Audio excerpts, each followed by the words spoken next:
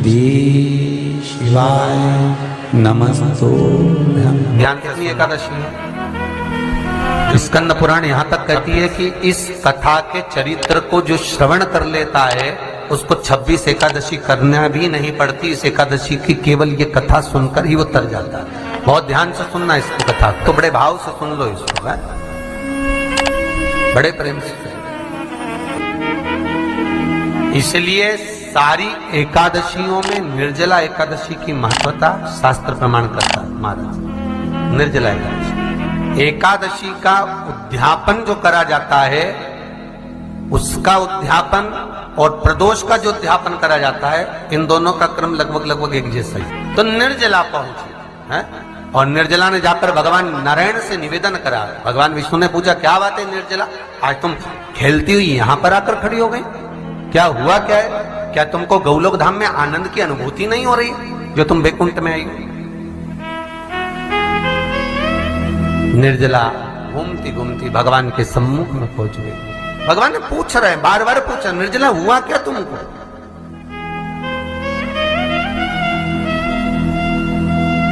ए निर्जला, ए एकादशी, हुआ क्या है तुमको? क्या कारण है तुम्हारे यहां आने का, वैकुंठ पहुंचने का? बहुत ध्यान देना महाराज। शास्त्र कहता है सोमवार, मंगलवार, बुधवार, गुरुवार, शुक्रवार, शनिवार, ये देवता वो देवता सबके व्रत कर लो, सारे व्रत कर लो, पर ये व्रत आपको परमात्मा के धाम तक लेकर नहीं जा सकते, क्योंकि इनका जो पुण्य है वो मृत्यु लोक में आप थोड़ा सा भी गलत करते हैं तो पुण्य समाप्त हो जाता है। पर हिंदू धर्म के 3 व्रत ऐसे बता दिए जिन व्रतों का पुण्य समाप्त नहीं हुआ।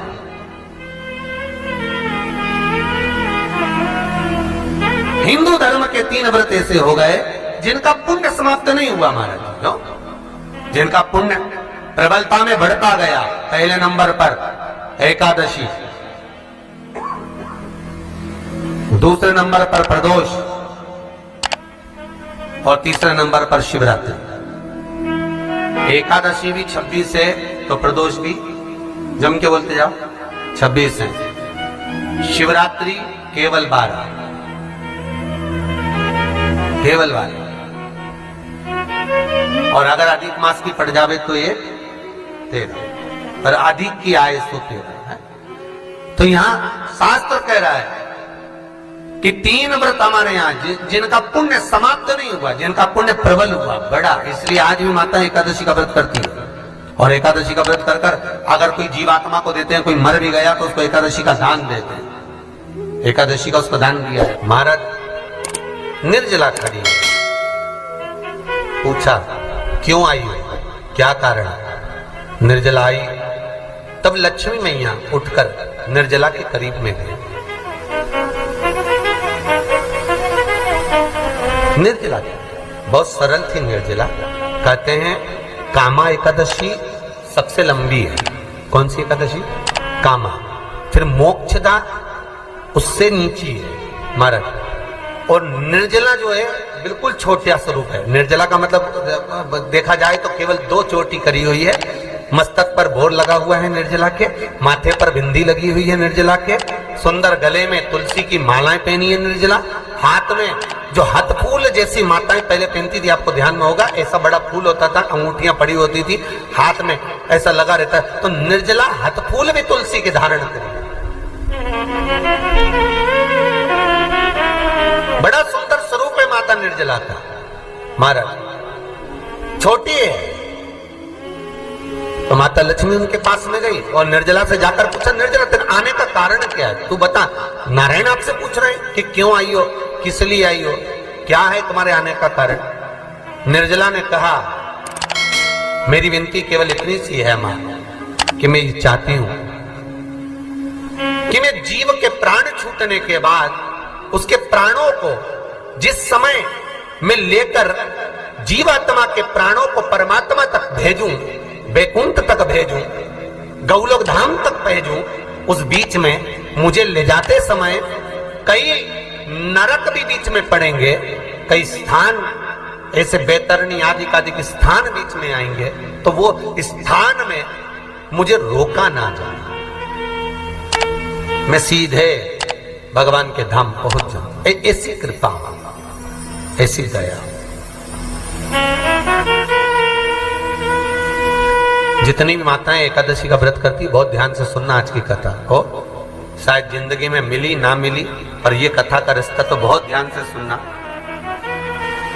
स्कंद पुराण यहां तक कहती है कि इस कथा के चरित्र को जो श्रवण कर लेता है उसको 26 एकादशी करना भी नहीं पड़ती। इस एकादशी की केवल ये कथा सुनकर ही वो तर जाता है। बहुत ध्यान से सुनना इसको, कथा को। सबसे पहला नियम एकादशी व्रत का, सबसे पहला नियम है कि आप जिस दिन व्रत करो उसके एक दिन पहले भक्ति का संचार इस हृदय में करो। भक्ति का संचार इस हृदय में कर लीजिए। जिस दिन आप व्रत करो, जैसे एकादशी का व्रत कर रहे हो तो दशमी के दिन शाम का समय जब आवे, रात्रि जब होने लगे, शाम का समय आवे और रात्रि का आप जब भोजन ग्रहण करो तो उस भोजन में कोई ऐसा पदार्थ ग्रहण मत करिए जिस पदार्थ के कारण आपकी एकादशी बिगड़ जाए। कोई बेकार भोजन में ग्रहण नहीं करना, श्रेष्ठ भोजन ग्रहण करिए दशमी। और एकादशी का दूसरा नियम बहुत ध्यान से सुनिएगा। जिस दिन आपकी एकादशी का व्रत हो उस दिन प्रयास करिएगा कि अपने हाथ से किसी भी वृक्ष की कोई पत्ती टूटे ना। अपने हाथ से किसी भी वृक्ष की, पौधे की, किसी भी वृक्ष की पत्ती अपने हाथ से ना टूटे। बहुत ध्यान दीजिएगा महाराज। एकादशी का ये दूसरा नियम है कि अपने हाथ से किसी पौधे की, किसी वृक्ष की, किसी डाली की कोई पत्ती टूटे ना, कोई पत्ती ना टूटे, इसका प्रयास करिए।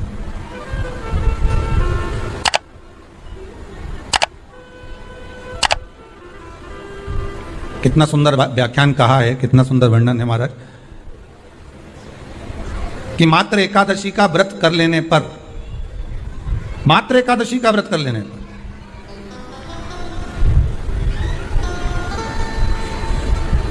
जो पूर्व में किया गया हमारा पाप कर्म है, हमने किसी जीव की हत्या करी है, हमने किसी को कष्ट प्रदान करा है, हमने किसी को अपशब्द कहा है, हमने किसी को ताने दिए, हमने किसी को आड़ा टेढ़ा कहा है, हमने किसी को गालियां दे दी है, मात्र एकादशी का व्रत ही कर लेने पर ये सारे जो दोष हैं वो समाप्त हो जाते हैं। सारे दोष हमारे समाप्ति पर आ जाते हैं।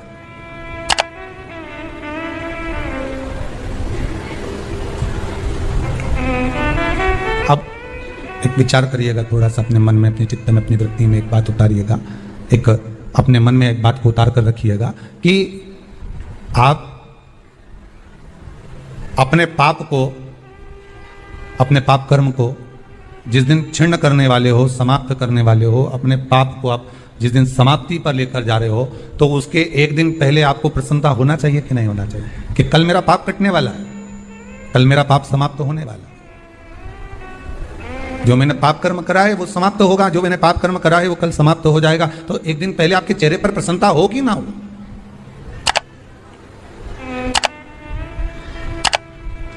और चेहरे पर वो प्रसन्नता आपके आना चाहिए कि कल मेरा एकादशी का व्रत है, आज दशमी है, कल एकादशी का व्रत है, तो कल मेरी जब एकादशी का व्रत रहेगा तो मेरा ना जाने कितना कितना पाप, कितना असत्य, कितना झूठ, कितना प्रपंच वो समाप्त हो जाएगा। इसमें मुझे प्रसन्नता हो, इसमें मुझे आनंद था।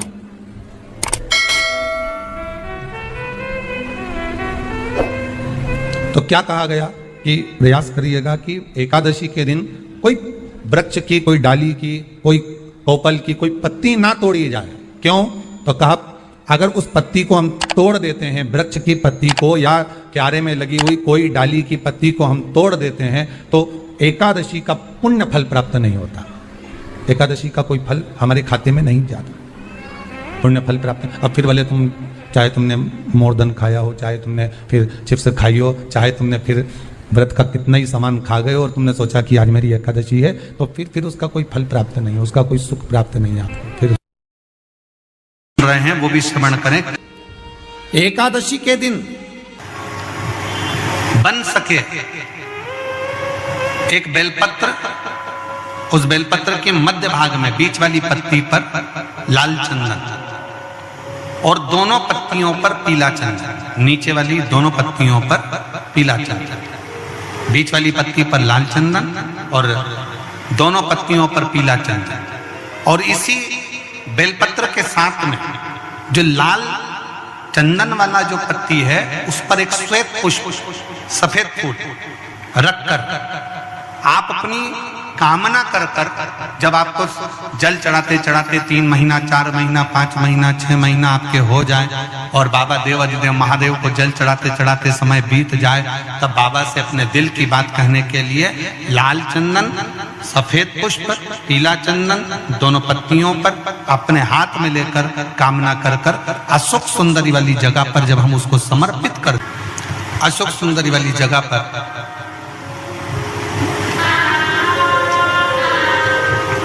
ये शिवलिंग जलाधारी और उसके सामने का जो भाग है उसके मध्य भाग में अशोक सुंदरी का स्थान है।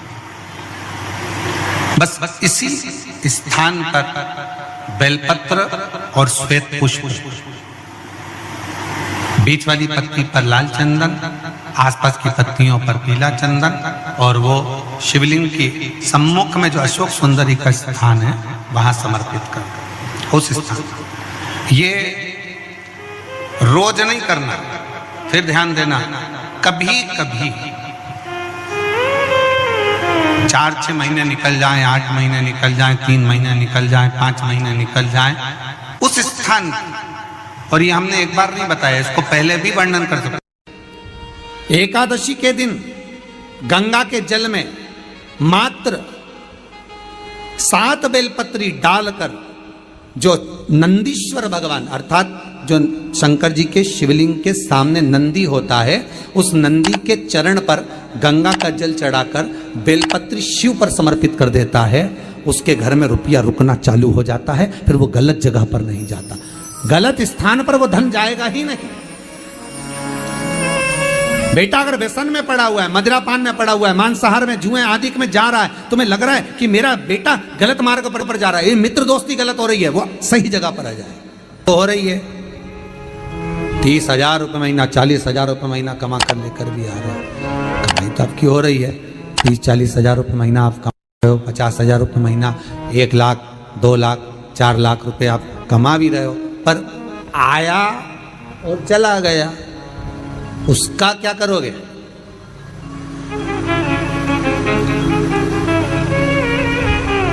उसका करना क्या है? बहुत सुंदर संवाद है, ध्यान दीजिएगा।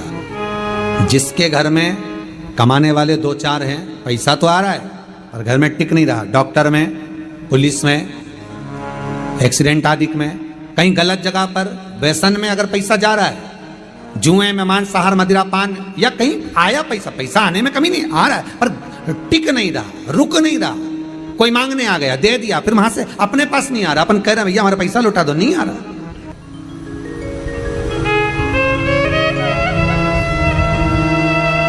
करना है एकादशी।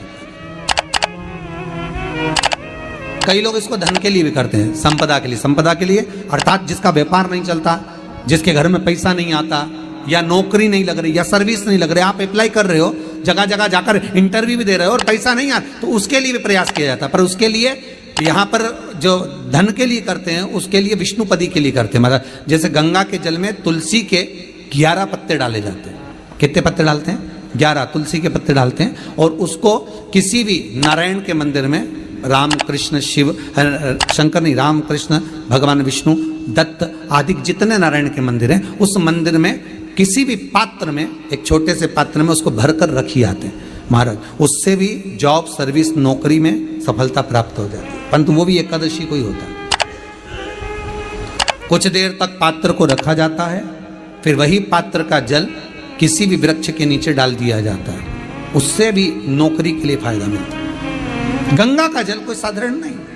पैसा, धन ज्यादा आने लगे तो पत्नी को कहना चाहिए कि देखो थोड़ा बहुत मेरा मन है, शिव महापुराण की कथा हो जाए या फिर कहीं सत्कर्म में लग जाए, कहीं ब्राह्मण भोज, साधु भोज, सन्यासी भोज, गुरु जन में, संत जन में, साधु जन में, तपस्वी जन में कहीं लग जाए। ये धर्म पत्नी, जहां धर्म जुड़ा हुआ हो वो धर्म पत्नी। महाराज, कुछ तिथियां होती हैं जिन तिथियों में अगर आप रोज गंगा का जल शंकर को नहीं चढ़ा सकते तो शिव महापुराण कथा कहती है, स्कंद पुराण कहती है, विष्णु पुराण कहती है, गर्ग संहिता कहती है, गीता पुरुष गोरखपुर का कल्याण का गंगा अंक कहता है कि कुछ तिथियां भारत की भूमि पर ऐसी वर्णित है जिन तिथियों में भी गंगा का जल हम शिव को अगर एक बूंद भी समर्पित कर रहे हैं, गंगा का जल मात्र एक आधी चम्मच भी, आचमन जितना भी अगर हम शिव को समर्पित कर रहे हैं तो उसका सुख आनंदित है। जैसे पंचमी तिथि, नवमी तिथि, दशमी तिथि, एकादशी, प्रदोष, पूर्णिमा, अमावस्या, ये तिथियां हमारे यहाँ जो दी गई हैं, इन तिथियों में अगर हम गंगा का मात्र थोड़ा सा जल भी अगर जल के पात्र में डालकर गंगा जी का जल थोड़ा सा भी शिव के पास लेकर जा रहे हैं तो ये एक भाव अपने भीतर होना चाहिए कि आप केवल गंगा का जल साधारण शिव मंदिर में समर्पित नहीं कर रहे हो, आप गंगा का जल भले अपने घर से लेकर जा रहे हो और थोड़ा सा भी जल ले जाकर अगर शिव को समर्पित कर रहे हो तो तुम्हारे भीतर ये भाव होना चाहिए कि मैं गंगोत्री से जल भरकर सीधे रामेश्वर में ले जाकर गंगा के जल को समर्पित कर रही हूँ। श्रावण के महीने में या अन्य महीने में आप शिव को समर्पित कर रहे हैं, ये आपके भीतर एक भाव उत्पन्न होना चाहिए। एक बात आपको कही थी गुरु महिमा में कि घर से जब निकला करो ना तो भगवान देव अधिदेव महादेव का नाम लेकर श्री शिवाय नमस्तुभ्यम, घर से जब निकलो, कोई कार्य के लिए जा रहे हो तो आप श्री शिवाय नमस्तुभ्यम का स्मरण कर कर जाइए। आप किसी काम के लिए आगे बढ़ रहे हो, श्री शिवाय नमस्तुभ्यम का स्मरण कर कर जाइए। जिस समय आपके मुख से श्री शिवाय नमस्तुभ्यम का स्मरण हो जाए या शिवलिंग का स्पर्श हो जाए या शंकर का अनुमोदन कर कर ओम नमः शिवाय बोलकर या राम बोलकर, कृष्ण बोलकर, शिव बोलकर, आपके भीतर जो रमा हुआ है, आप राम को मानते हैं आप राम को माने, हम मना नहीं करेंगे, आप कृष्ण को माने तो कृष्ण को माने, हम मना नहीं करेंगे। आपका दिल जिससे लगे, आपका चित्त वृत्ति जिससे लगे, और उस पवित्र भूमि में ना जाने कितने साधक, कितने साधु, कितने तपस्वी, कितने संत, कितने महात्मा, कितने जोगी, कितने सन्यासी, कितने ब्राह्मण जन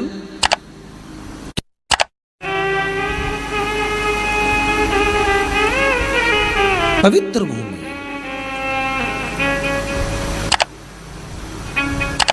और उस पवित्र भूमि में ना जाने कितने साधक, कितने साधु, कितने तपस्वी, कितने संत, कितने महात्मा, कितने जोगी, कितने सन्यासी, कितने ब्राह्मण जन, कितने विद्वत जन इस भारत की भूमि पर भ्रमण करते रहते हैं, तप साधना करते रहते हैं, उपासना करते रहते हैं, मंत्र जाप स्मरण करते रहते हैं। और जब उनका मंत्र जाप का फल इस भूमि पर प्राप्त होता है तो यहाँ की जो रज है, यहाँ की जो धूल है, यहाँ की जो माटी है, वो सुख का अनुभव करा देती है, एक आनंद का अनुभव करा देती है। श्री भागीरथ बाबा गंगा जी को लेकर आए,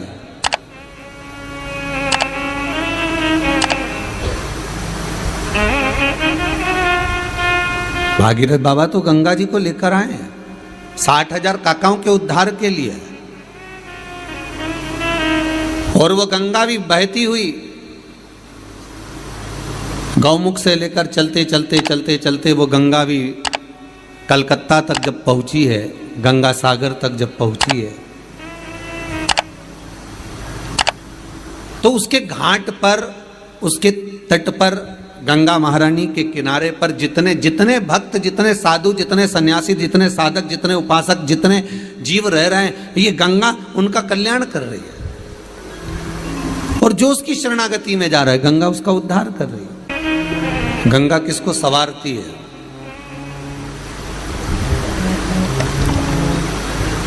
किसी ने कहा कि प्राण छूटे और गंगा जी में ले जाकर अस्थियों को छोड़ दो तो गंगा मोक्ष देती है। विष्णु पुराण में, गर्ग संहिता में, देवी भागवत में, शिव महापुराण में, स्कंद पुराण में लेख लिखे हैं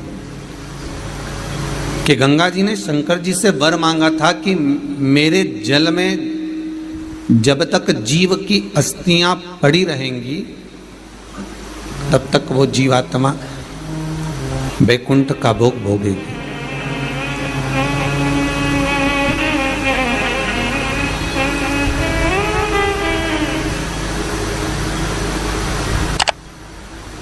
पर गंगा जी ने एक बात और कही है, शिव महापुराण में आपने श्रवण करा ना करा, पर एक बात और गंगा जी कह रही हैं कि मैं तार दूंगी, मैं पापी से पापी जीव का उद्धार कर दूंगी, मना नहीं है। वैसे भी तो भारत की भूमि तो पावन पावन नदियां सारी की सारी जितनी भी हैं ये भारत की भूमि पर है, ये भारत माता पर विराजमान है। सारे के सारे पावन तीर्थ इस भारत की भूमि पर विराजमान है।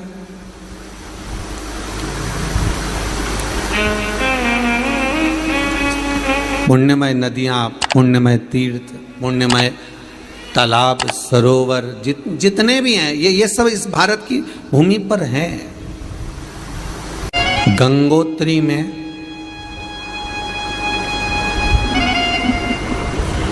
आप लोग गए होंगे, कई लोग गंगोत्री, बद्रीनाथ के जो 4 धाम हैं, यमुनोत्री, गंगोत्री, केदार और बद्रीनाथ। विष्णु पुराण में कहा 3 तरह से मरे हुए व्यक्ति की गति नहीं है, उसको मोक्ष नहीं है। पहला पानी में डूब कर मरा हुआ, दूसरा सर्प के डसे से मरा हुआ, तीसरा स्त्री के हाथ से, नारी के हाथ से मरा हुआ व्यक्ति, इसकी गति नहीं है, मोक्ष नहीं है इसकी। इनकी गति केवल एक है, वो है शिव महापुराण की कथा। अगर कोई पानी में